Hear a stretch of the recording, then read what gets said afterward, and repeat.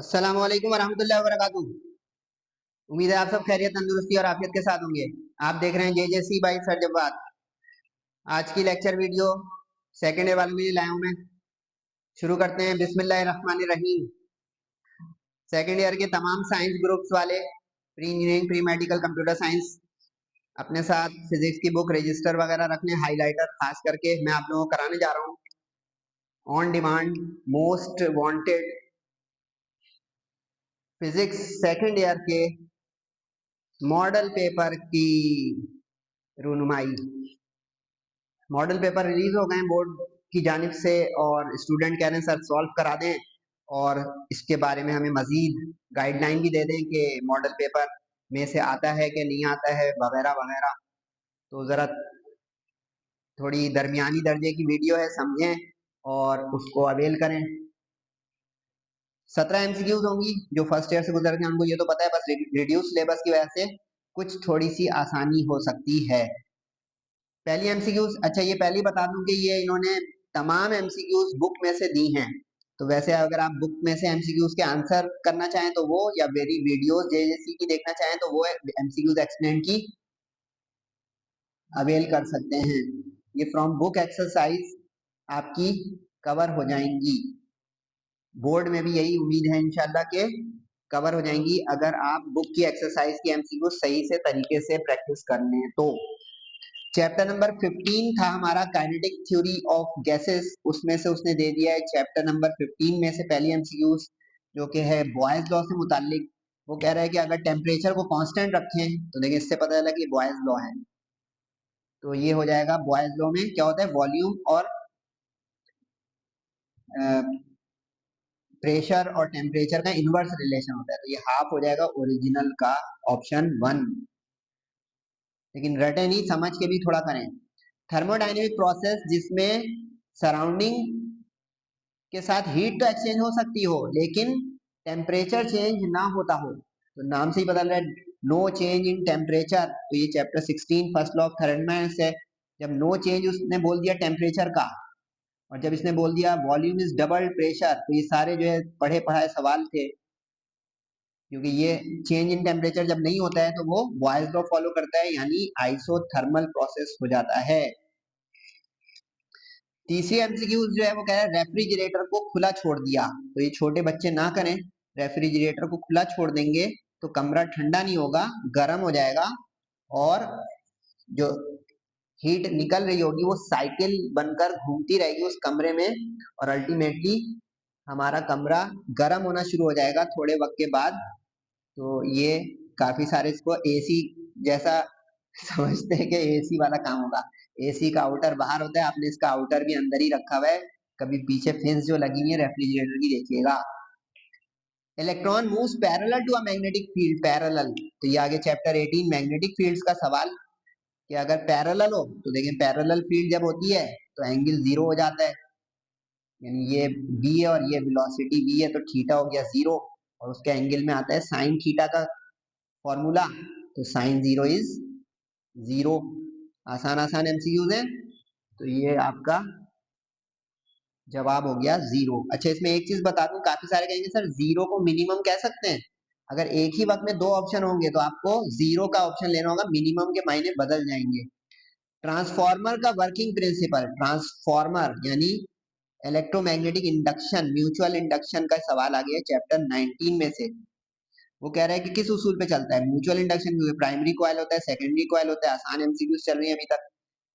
Pure resistive AC circuit, chapter 20 आ गया AC circuit, कि इसमें किस एंगल पर जो है वो करंट और वोल्टेज चल रहे होते हैं जो प्योर रेजिस्टिव होगा। ये देख लें प्योर रेजिस्टिव एसी सर्किट, इसमें ना फेज लीड होती है ना फेज लैग होता है, तो इसलिए इसमें जीरो होता है। For a metallic crystal delocalise electrons occupy, ये आपका चैप्टर नंबर 21 में से आ गया, यानी थ्योरी ऑफ सॉलिड्स में से। जो डीलोकलाइज इलेक्ट्रॉन्स होते हैं वो कंडक्शन बैंड, क्योंकि जो डीलोकलाइज होगा वो जम करेगा तो कंडक्शन बैंड में चला जाएगा, उसी वजह से इलेक्ट्रिसिटी कंडक्ट होगी। वैलेंस बैंड में तो बाउंड इलेक्ट्रॉन्स होते हैं, वो डीलोकलाइज नहीं होते, फिक्स होते हैं। रेक्टिफायर, ये सॉलिड्स की जो इलेक्ट्रॉनिक फिजिक्स थी उसमें हम आ गए फुल वेव रेक्टिफायर और हाफ वेव रेक्टिफायर। अगर आप इसको तफसील से पढ़ना चाह रहे हैं तो आप बुक में भी पढ़ सकते हैं फुल वेव और हाफ वेव। इसमें डबल हो जाता है क्योंकि तभी तो फुल वेव होता है, वेव को डबल करता है वो, क्योंकि इसमें टू डायोड्स इस्तेमाल होते हैं। लेकिन आप इसको रेफर कर सकते हैं पेज नंबर 158 पर जाके इसकी तफसील भी पढ़ सकते हैं आप लोग। जो मेहनती बच्चे हैं सारे ही मेहनती हैं माशाल्लाह से। पेज नंबर 158 आपको दिखा भी देता हूँ मैं कि इसमें क्या माजरा है पेज नंबर 158 पर। पेज नंबर 158 पे ये देखें, ये हाफ वेव रेक्टिफायर होता है जिसमें आधी वेव आती है, आधी नहीं, क्योंकि एक सिंगल डायोड इस्तेमाल हो रहा होता है तो एक पल्स आती है एक कटती है। और ये होता है फुल वेव रेक्टिफायर, इसमें डबल कर रहा होता है, यानी हमारे एक को डबल करता है, तो इसलिए डबल वेव रेक्टिफायर समझ लें। और वो हाफ होगा, यानी इसमें मिलेगा इक्वल टू 2 टाइम्स। अगर इक्वल टू बोल देगा तो वहां पे हाफ वेव होना चाहिए, अगर ये हाफ होता तो ये वाला ऑप्शन आता सेकंड। टू इनपुट और गेट, ये और गेट वाला आ गया 23 चैप्टर, यानी लॉजिक गेट्स वाला।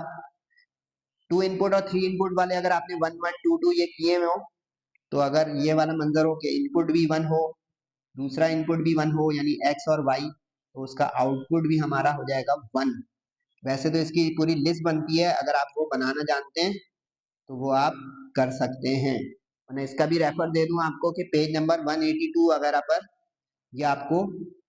अच्छा, एंड और गेट पक्का कर लीजिएगा इस साल, क्योंकि ये एंड और गेट जो है ना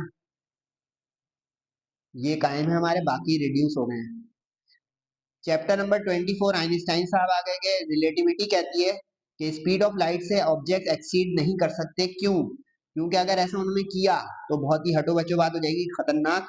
उनके मासेस इनफाइनाइट हो जाएंगी and no such infinite masses exist in this universe. अच्छा, इसमें काफी सारे स्टूडेंट कहते हैं कि सर लेंथ भी तो जीरो हो सकती है, टाइम भी तो स्लो डाउन टू जीरो हो सकता है, लेकिन जो सबसे सिग्निफिकेंट इशू है वो ये है, ऑल ऑफ दीज नहीं होगा। ये ख्याल रखिएगा, इसमें काफी सारे स्टूडेंट ये परेशान होते हैं सर लेंथ भी तो श्रिंक होकर जीरो चली जाती है, टाइम डायलेशन भी तो ऐसा इन्फिनिट वो इंटरवल बिल्कुल रिड्यूस हो जाता है मोजाती अंदाज में, और मास इन्फिनिटी हो जाता है। तो सिर्फ मास की हम क्यों बात कर रहे हैं? इसलिए कि मास जो है वो सारा जो है एंटिटीज को कंट्रोल कर रहा होता है सारी दुनिया को। कॉम्पटन स्कैटरिंग चैप्टर नंबर 25 बड़ा मशहूर था, यानी क्वांटम फिजिक्स। कॉम्पटन के अगर आपने थ्योरी पढ़ी है, इंपॉर्टेंट इस साल है सेक्शन सी के लिए भी, एक्सरेज से वो विजिबल होती है। अगर हाफ लाइफ आ गया यानी 26, नो 27, हाफ लाइफ 27 चैप्टर में, यानी बोले न्यूक्लियर फिजिक्स। वो कह रहे 5 साल, तो 5 साल में आधे हो जाएगी, सही है। हाफ लाइफ का होता है 50% हो जाए।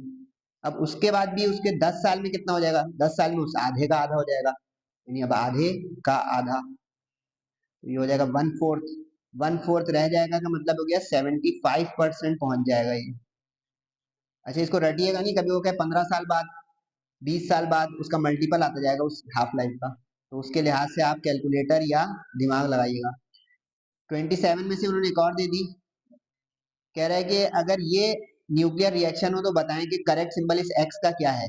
इसका आसान सा तरीका बताता हूँ, आप केमिस्ट्री की तरह करें इसको कि 13 + 2 कितना होता है बेटा? बोले 15। तो 15 का मतलब यहाँ 15 है तो इसका मतलब यहाँ पे 0 आना चाहिए। ये कितना है बेटा? 27 + 4 कितना होता है? 31। यहाँ पे 30 लिखा है तो इसका मतलब 1 आना चाहिए। अब ये जो कंपोजिशन होती है ना 0 1 वाली, ये होती है बोले न्यूट्रॉन की, तो ये ऑप्शन आ गया न्यूट्रॉन। लेकिन अगर फर्ज करें वो ऐसी कोई इक्वेशन दे दे जिसमें कंपोजिशन आ रही हो ऐसी 1 1 वाली, तो ये होगा प्रोटॉन, सही है। अगर कभी कंपोजिशन आ रही हो 2 4 वाली, तो आप कहिएगा ये है हीलियम, यानी अल्फा पार्टिकल, सही है। कभी बिल्कुल सेम आ रहा हो लेकिन आगे फिर भी कुछ लिखा हो, तो अगर वो सेम रहेगा बिल्कुल यानी 0 0, तो ये हो जाएगा फोटोन यानी गैमा रे। समझ रहे हैं पॉइंट? ये जैसी से पढ़ने का कुछ फायदा हुआ? बताइए, बताया तो करें यार। सेकेंड लॉ ऑफ थर्मोडाइनेमिक्स, यानी दोबारा से अब ये चैप्टर नंबर पीछे की तरफ चले गए 17। सेकेंड लॉ ऑफ थर्मोडाइनेमिक्स में कौन सी चीज वायलेट हो रही है? कोल्ड से हॉट नहीं जा सकती भाई जब तक एक्सटर्नल वर्क ना करें। हीट इंजन जो है वर्क करता है वो तो है सेकंड लॉ के अकॉर्डिंग। रेफ्रिजरेटर कूल करता है वो भी सेकंड लॉ के अकॉर्डिंग। गैसेस मिक्स हो रही है इसमें सेकंड लॉ का। अच्छा इसमें जो है ये वाला ऑप्शन भी आ सकता है गैसेस मिक्सिंग, लेकिन उसने कहा वायलेट करे सेकंड लॉ को। इसका तो सेकंड लॉ से लेना ही देना ही नहीं है ना। वायलेट का मतलब है कि उसूल हो लेकिन उल्टा। तो कोल्ड से हॉट के लिए तो आपको रिवर्स करना पड़ेगा ना, work done external. 1 Henry, Henry आ गए भाई। हेनरी कहाँ पे थे? म्यूचुअल और सेल्फ इंडक्शन में। 19 चैप्टर में हम पहुंच गए। हेनरी इस तरह निकलता था कि अगर आपको याद हो, बैक ईएमएफ होता था माइनस एल डेल्टा आई अपॉन डेल्टा टी। इसको समझिए ये हेनरी है। तो देखें वोल्ट, वोल्ट सेकंड और ये एम्पेयर। तो वोल्ट सेकंड पर एम्पेयर वाला ढूंढे, क्रॉस करें, ये आ गया। रटे नहीं बेटा, देखिए मैं टाइम लगा रहा हूँ आप भी लगाएं। रिएक्टेंस रिप्रेजेंट्स, रिएक्टेंट ये आ गया भाई चैप्टर नंबर 20 यानी एसी सर्किट। रिएक्टेंस जो होता है ना, ये बताता है कैपेसिटिव और इंडक्टिव अपोजिशन को बैक वक्त। जिसको अगर आपने मेरी वीडियो में देखा हो, ये जिसको हम कहते हैं एक्स सी और एक्स एल, ये भी एक तरह की रेजिस्टेंस होती है, लेकिन जब सर्किट में कैपेसिटर और इंडक्टर कुछ लगे हों। वेवलेंथ वाला सवाल आ गया मोमेंटम के साथ। इसका मतलब है ये चैप्टर नंबर 20 कौन सा होना चाहिए भाई? ये 5 यानी क्वांटम फिजिक्स। इसको फॉर्मूले से निकाल सकते हैं आप लोग। सर किस फॉर्मूले से निकालें? मोमेंटम और वेवलेंथ का रिश्ता। मोमेंटम और वेवलेंथ का रिश्ता बताएं। फोटोन से होता है lambda is equal to h upon p. याद आया? इससे निकाल लीजिएगा कैलकुलेटर चला के। एच की वैल्यू रखिएगा 6.63 एक्सपोनेंट माइनस 34 जूल सेकेंड। तो इसका सेकंड ऑप्शन आ जाएगा तरीके से। और ये जो दिया हुआ है मोमेंटम, ये हो गया पी। पी फॉर मोमेंटम है भाई, पावर पावर ना समझ जाइएगा ना, प्रेशर। तो एमसीक्यूज बुक किए, बैलेंस और अच्छा पेपर है। 28 चैप्टर रिड्यूस हो गया है, उसको मत कीजिएगा। बाकी हर चैप्टर की दो दो एमसीक्यूज आ सकती हैं। अरे जाएंगे भी सेक्शन बी और सी का मुख्तसर सा जायजा मैं पेश करने जा रहा हूँ आप लोगों के लिए बड़े अच्छे अंदाज में। और इसको सही से नोट करेंगे क्या बताने जा रहे हैं सर जवाब। फिजिक्स एक मास गेनिंग सब्जेक्ट है, इसको समझें। 9 न्यूमेरिकल दे दिए उसने मॉडल पेपर में सेक्शन बी में, और हमें 9 क्वेश्चन ही करने हैं 14 में से सेक्शन बी में। तो व्हाट इज इंटरेस्टिंग हियर कि अगर ऐसा बोर्ड में हुआ तो आप अगर चैंपियन है न्यूमेरिकल्स के तो you can go for the kill, that is attempt all and each and every numericals from section B. It is difficult but possible. तो मेरा मशवरा भी यही होगा, लेकिन मैं अपने तौर पे बता दूं बोर्ड में नॉन न्यूमेरिकल आना मुश्किल है। मॉडल पेपर में उसने एक चारा डाला है, मेरा ख्याल है कि 7 न्यूमेरिकल्स तक आ सकते हैं, ज्यादा से ज्यादा 8। 9 के 9 नहीं आएंगे, मुश्किल है। फिर भी प्रैक्टिस के लिए बहुत अच्छा पेपर है ये। सारे न्यूमेरिकल उन्होंने बुक के दिए, पहली अच्छी खबर। बुक न्यूमेरिकल्स हैं, सारी एक्सरसाइज में से सिर्फ एक सॉल्व एग्जाम्पल में से है। इससे ये पता चला कि एक्सरसाइज में से ज्यादा प्रैक्टिस करें आप, और एग्जाम्पल में से भी टच में रहें अगर सारे न्यूमेरिकल्स उठाना चाहते हैं। यानी बुक न्यूमेरिकल्स 8 आए हैं और एक सॉल्व एग्जाम्पल में से आया है। मेरी सॉल्व एग्जाम्पल की वीडियो भी आ रही है, उसको जरूर देखिएगा। जो बुक की इंपॉर्टेंट तरीन सॉल्व एग्जाम्पल है उसकी वीडियो, जिसकी बहुत फरमाइश थी। ग्रीन से जो लिखा हुआ है वो थ्योरी क्वेश्चंस हैं सेक्शन बी में, और जो ब्लू से लिखा हुआ है वो न्यूमेरिकल्स हैं। जेजेसी के अगर आपने अभी तक टारगेट गैस पेपर नहीं मंगवाए वो मंगवा लें। अगर आपको नोट्स मंगवाने क्वालिटी नोट्स नई बुक के मुताबिक वो भी मंगवा लें। बाकी आपकी मर्जी, कोई मशवरा करना है वो भी करवा लें। चैप्टर 19 की थ्योरी दी उसने एसी जनरेटर। उसके बाद उसने ये जो पहला सवाल दिया ये है रेफ्रिजरेटर का एक्सरसाइज। अगर आप लोगों ने की हो चैप्टर 17 की यानी सेकंड लॉ ऑफ थर्मोडायनामिक्स की, रेफ्रिजरेटर का एक्सरसाइज में कोई सवाल नहीं है, तो ये है वो एग्जाम्पल का सवाल। अच्छा सवाल है, इसको प्रैक्टिस जरूर करें।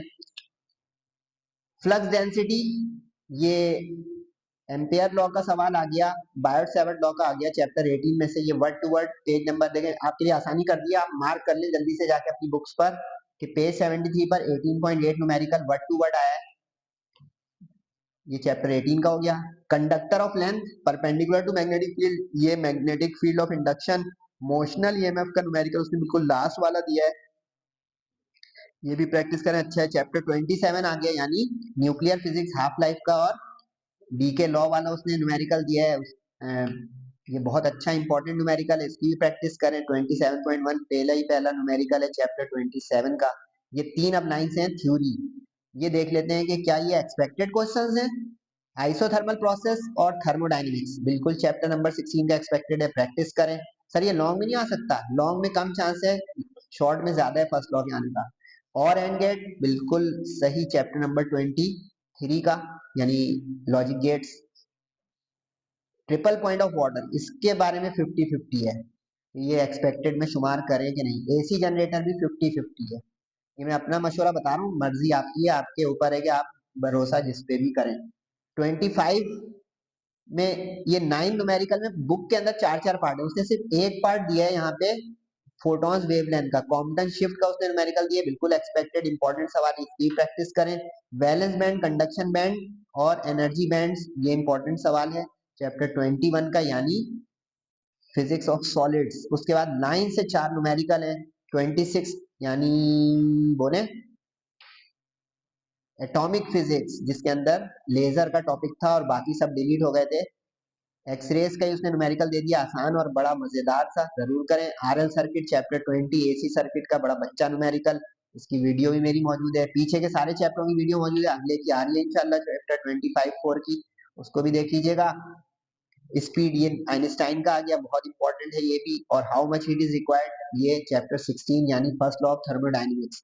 ये जो मैंने बताया न्यूमेरिकल्स की प्रैक्टिस करें, ये नहीं समझे कि ये word to word numerical board में आएंगे, ये एक सैंपल पेपर है, प्रैक्टिस के लिए बहुत अच्छा है। बैलेंस इसका थोड़ा सा आगे है कि इसमें डेरिवेशन वाले, अगर गौर करें आप लोग मजीद इसको, तो सेक्शन बी में उसने थ्योरी में डेरिवेशन वाले सवाल नहीं दिए, तो ये एक मेरे ख्याल से गड़बड़ है, यानी theory pure plus derivation theory, ये पेपर का पैटर्न आपका बनेगा बोर्ड में। ये कम से कम 3 डेरिवेशन वाले होंगे, 3 पार्ट्स सेक्शन बी में, मशवरा दे रहा हूँ। जैसे जैसे मोशनल ईएमएफ किया हो, डेरिवेशन वाला क्वेश्चन है, सही है। इसी तरह जो है अगर आपने एनर्जी स्टोर्ड इन इंडक्टर किया हो, डेरिवेशन वाला क्वेश्चन है। काफी सारे ऐसे टॉपिक हैं जिसके अंदर डेरिवेशन लाइक जो है वो सेक्शन बी में चला जाएगा, समझ रहे हैं। CP minus CV to R है, वो सेक्शन बी में चला जा सकता है, समझ रहे हैं। पहली बात आइडिया दे रहा हूँ, बाद में नहीं कहिएगा बताता नहीं था कोई हमें, आप पूछते भी तो नहीं थे, समझ गए। सेक्शन सी में आपके 2 सवाल करने होंगे, 3 में से A B part, no numerical in section C, like first year physics. इसमें प्योर थ्योरी थ्योरी थ्योरी होगी, बस अवेल करें इंपॉर्टेंट थ्योरी। और सेक्शन सी और बी मिलाकर भरपूर 70, 75, 80 प्लस की तरफ जाएं, आउट ऑफ 85। जो मैंने अपने कुछ दिनों पहले एक वीडियो बनाई थी, अगर आप लोग फॉलो किए वही हुआ है इंशाल्लाह, उम्मीद है अल्लाह ताला की जात से बोर्ड में भी ऐसे ही होगा। शुरू के चैप्टर और आखिर के चैप्टरों में से लॉन्ग आएंगे, बीच के चैप्टरों में से नहीं। लेकिन अब 17, 18, 19 यानी फर्स्ट लॉ ऑफ थर्मोडायनेमिक्स या सेकंड लॉ, क्योंकि फर्स्ट लॉ का उसने इधर दिया तो इधर सेकंड लॉ का कार्नोट इंजन दिया, बड़ा एक्सपेक्टेड हॉट केक इशू, करें पक्का। उसके बाद जो है उसने चैप्टर 18 का दिया है, यानी बोले magnetic field, ampere law. Ampere law और चार्ज टू मास रेशियो में मुकाबला है बड़ा तगड़ा, तो ये दोनों की प्रैक्टिस कीजिएगा, मशवरा दे रहा हूँ, वरना मेरा टारगेट गैस पेपर निकालें उसमें भी आपको मिल जाएगा। सेल्फ म्यूचुअल इंडक्शन और ट्रांसफार्मर बहुत ही ये उम्मीदवार सवाल है, बाकी अल्लाह की जात जानती है क्या होने जा रहा है बोर्ड में।